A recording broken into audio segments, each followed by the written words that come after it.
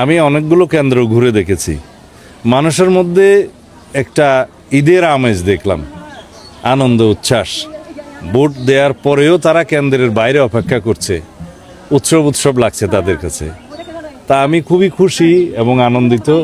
আমার মতো সব নাগরিকই আনন্দিত, সব ভোটারই আনন্দিত। আমার মনে হয় যে দীর্ঘ 17 বছর পরে এইরকম একটা পরিবেশে ভোটাধিকার প্রয়োগের জন্য এই জাতি অপেক্ষা করছিল। সমগ্র জনগণ সংগ্রাম করেছে, আন্দোলন করেছে, রক্ত দিয়েছে আজকের জন্য।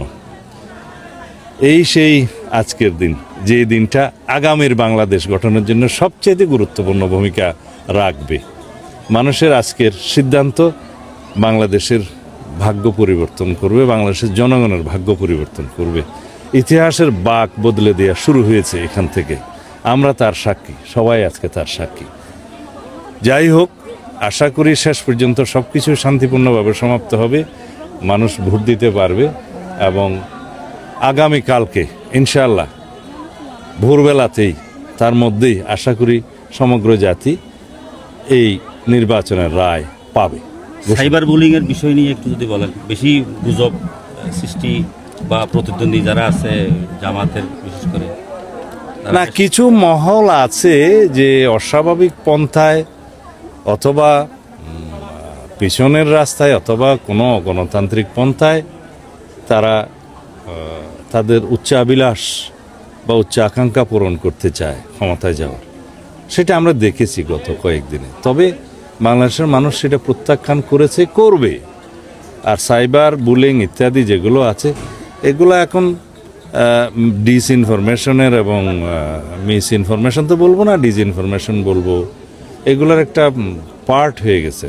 তা আশা করি এগুলো ঠিক কাউন্টার করার মতো অন্য প্রক্রিয়া বের করতে হবে। এগুলো সামনেও থাকবে, এখনও আছে। অতীতে এই সাইবার বুলিং যখন থেকে শুরু হয়েছে, তখন রাষ্ট্রীয় পর্যায় থেকে এবং যারা মিডিয়া জগতের লোক, তারা এগুলো কাউন্টার করার জন্য চেষ্টা করছে। নির্বাচন কমিশন খুবই আন্তরিক ছিল যাতে আর্টিফিশিয়াল ইন্টেলিজেন্সের মাধ্যমে বিভিন্ন রকমের যাতে গুজব বা ডিসইনফরমেশন ছড়াচ্ছে, সেটাকে কিভাবে কাউন্টার করা যায়। আমার মনে হয় 100% না পারলেও 80% বা তারও বেশি সাকসেসফুলি করা গিয়েছে। এগুলো আমরা দর্তব্যের মধ্যে আনছি না। আমরা দেখছি জনগণের বিজয়, জনগণের গণতান্ত্রিক আকাঙ্ক্ষা, যেটা শক্তিশালী হবে। এবং এখন থেকে যে নতুন বাংলাদেশের গণতান্ত্রিক শক্তিশালীকরণের প্রক্রিয়া শুরু হলো, সেটা যেন অব্যাহত থাকে।